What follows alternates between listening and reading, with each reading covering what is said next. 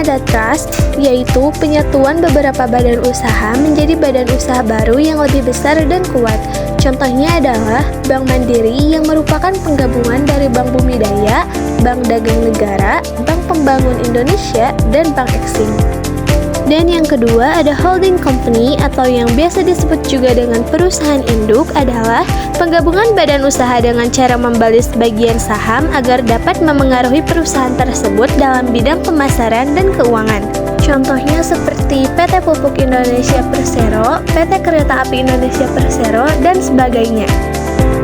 Dan yang ketiga ada concern, yaitu penggabungan badan usaha dengan tujuan mengatasi masalah pembelanjaan.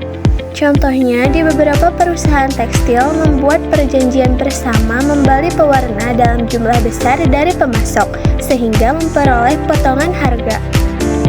Dan yang keempat ada joint venture, yaitu bentuk kerjasama beberapa perusahaan antar negara menjadi satu perusahaan untuk tujuan bisnis tertentu.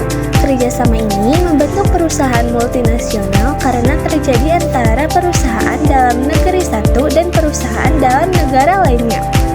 Contohnya, kerjasama antara Indofood dan Nestle yang mendirikan PT Nestle Indofood Cita Rasa Indonesia, dan sebagainya. Dan yang kelima ada akuisisi, yaitu penggabungan beberapa perusahaan yang sedang mengalami kesulitan dana dan bertujuan membantu konglomerasi.